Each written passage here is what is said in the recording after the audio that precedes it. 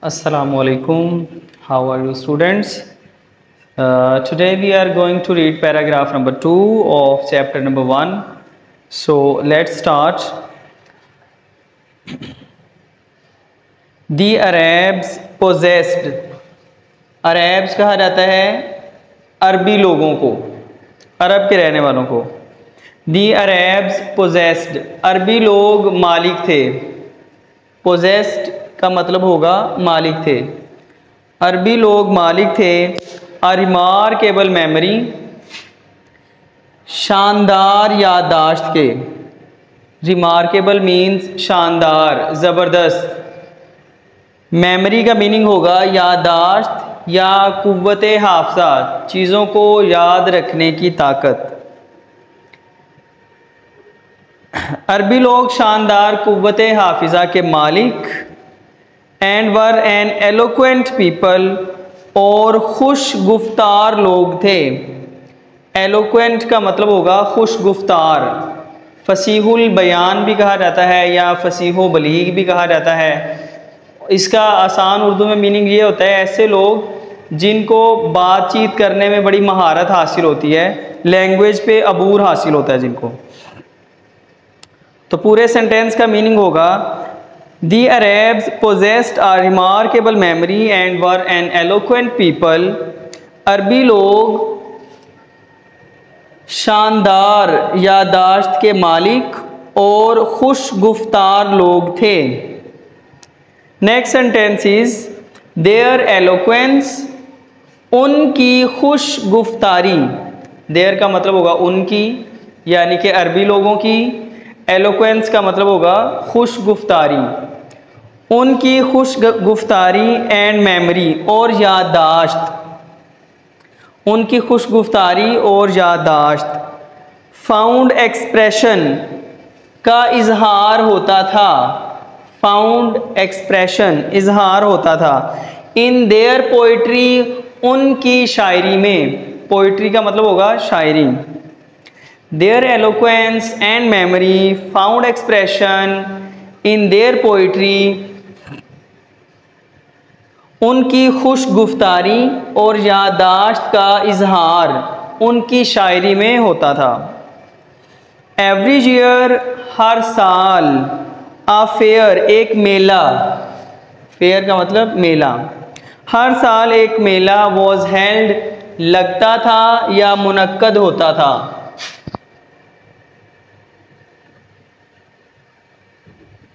Held का meaning हम लेंगे लगता था या मुनक्कद होता था. हर साल एक मेला लगता था फॉर पोइटिकल कॉम्पिटिशन्स, शायरी के मुकाबलों के लिए. पोइटिकल का मतलब शायरी के और कॉम्पिटिशन्स का मतलब मुकाबले.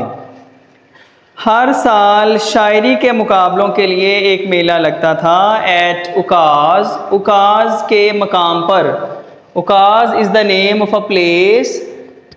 It will be written like this in Urdu, ukaz. Next sentence is it is narrated. बयान किया जाता है. नरेट का मतलब बयान करना या रवायत करना. It is narrated, बयान किया जाता है. That हम्माद said, कि हम्माद ने कहा. To caliph Walid bin Yazid, खलीफा वलीद बिन यजीद से.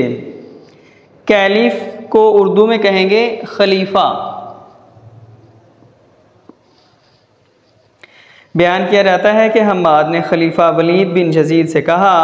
आई कैन रिसाइट टू यू, मैं आपको पढ़कर सुना सकता हूँ. रिसाइट का मतलब होता है सुनाना. आई कैन रिसाइट, मैं पढ़कर सुना सकता हूँ. टू यू, आपको. फॉर ईच लेटर, हर हरफ से. फॉर ईच लेटर, हर हरफ से. लेटर का मीनिंग होगा हरफ. ईच का मतलब होता है हर. हर हरफ से. ऑफ द अल्फ़ाबेट, हरूफ तहज्जी के. अल्फ़ाबेट का मीनिंग होगा हरूफ तहज्जी या हरूफ अबजद भी कहा जाता है. हरूफ तहज्जी के हर हरफ से मैं तुम्हें पढ़कर सुना सकता हूँ. 100 लॉन्ग पोइम्स, 100 तवील नज़में. हरूफ तहज्जी के हर हरफ से मैं तुम्हें 100 तवील नज़में पढ़कर सुना सकता हूँ। विदाउट टेकिंग इनटू अकाउंट, गिनती में लाए बगैर, यानी कि गिने बगैर, शुमार किए बगैर, गिनती में लाए बगैर शॉर्ट पीसीज, मुख्तसर नज़मों को या मुख्तसर अशार को, मुख्तसर अशार को गिनती में लाए बगैर। एंड ऑल ऑफ दैट, और वो सारा कलाम, ऑल ऑफ दैट वो सारा कलाम, कंपोज्ड, कंपोज का मतलब होता है लिखना, and all of that composed, और वो सारा कलाम लिखा हुआ है एक्सक्लूसिवली बाय पोएट्स, शायरों का ही, बिफोर द प्रोमलगेशन ऑफ इस्लाम, नफाज इस्लाम से पहले के। प्रोमलगेशन ऑफ इस्लाम का मीनिंग होगा इस्लाम का नफाज या नफाज इस्लाम, यानी कि इस्लाम के आने से पहले। और वो सारा कलाम इस्लाम के नफाज से पहले के शायरों का ही लिखा हुआ है। इट इज़ नो वंडर, ये कोई मोजज़ा नहीं है। इट इज़ नो वंडर, ये कोई मोजज़ा नहीं है। वंडर का मीनिंग होता है मोजज़ा, हैरानगी वाली बात।